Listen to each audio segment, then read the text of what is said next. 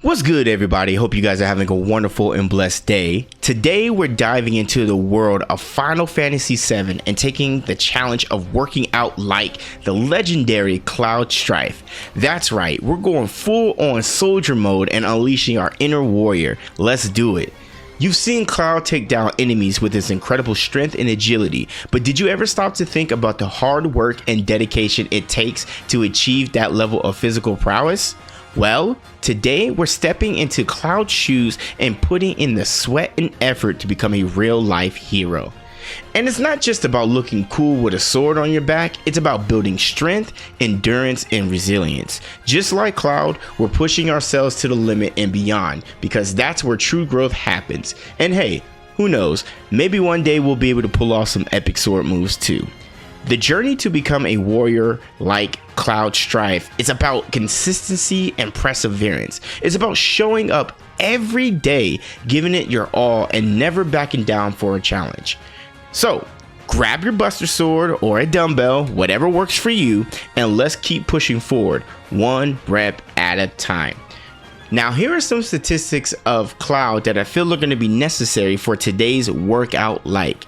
Cloud, during the time of Final Fantasy VII, was at the age of 21. He is a Mako infused human, and before any of the OGs and Final Fantasy heads come at me crazy, I know it's apparently supposed to be announced Mako, but from further research and what everybody says on social media and various videos, everybody just keeps saying Mako, not Mako, so I'm going with Mako. And he's 5'8", 160 pounds. Now, in particular, I want you guys to keep in mind his height and weight. And I'd be a fool if I didn't go into detail about his infamous Buster Sword. The Buster Sword, according to FinalFantasy.fandom.com, the Buster Sword is classified as an enormous broadsword. From tip to handle, it is approximately 5 to 6 feet long with a single-edged large blade approximately 1 foot wide.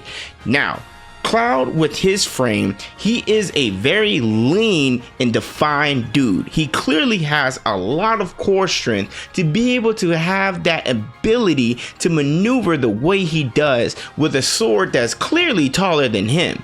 I said earlier, he's 5'8", 160 pounds. So that's very impressive for him to be able to move the way he does with as heavy sword as he has. So I wanted to focus on 3 muscle groups in particular: quadriceps, shoulders, and abs. So these 7 exercises I feel would be perfect for a workout like video. Let's get it.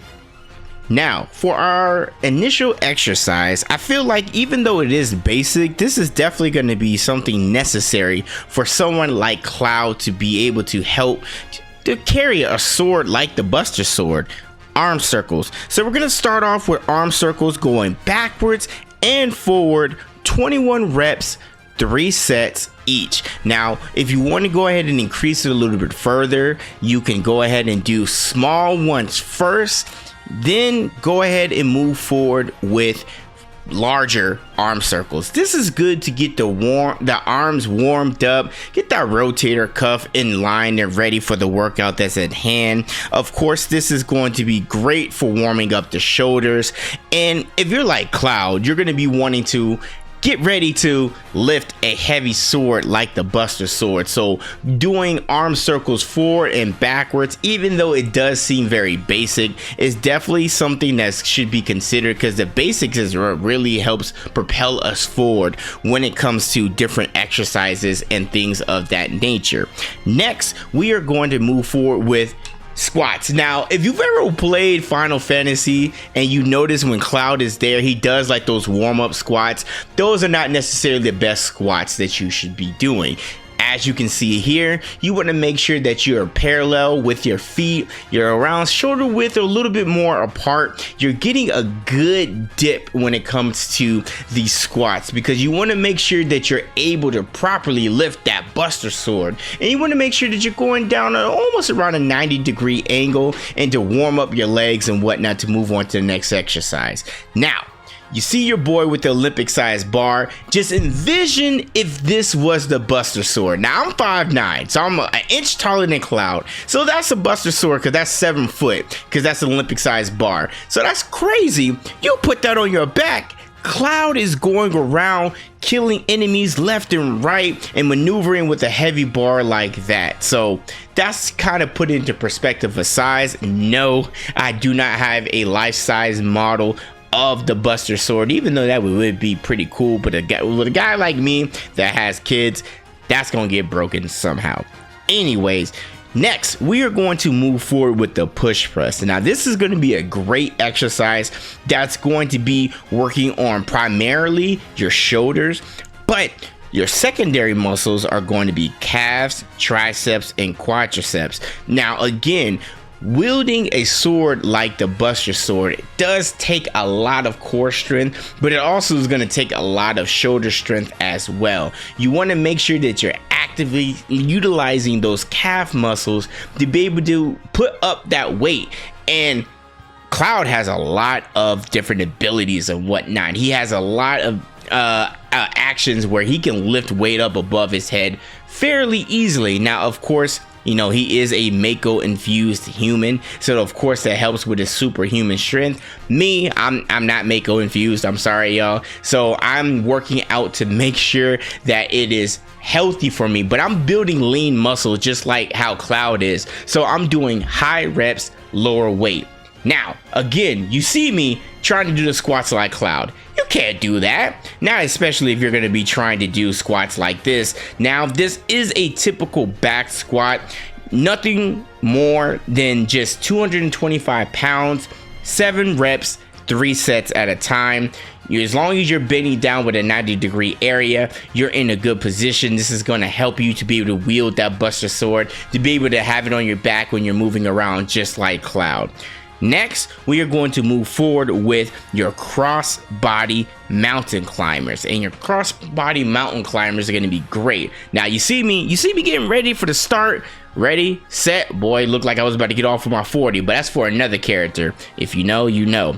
So we're going to be doing cross body mountain climbers, 11 reps, 3 sets each of this. Now this is good for your abs. I'm gonna tell you guys right now, if you guys haven't watched any of my content, abs are made in the kitchen, and Cloud has abs to be able to carry the Buster Sword. Keep that in mind. Next, we are going to move forward with the decline overweight weighted sit-up.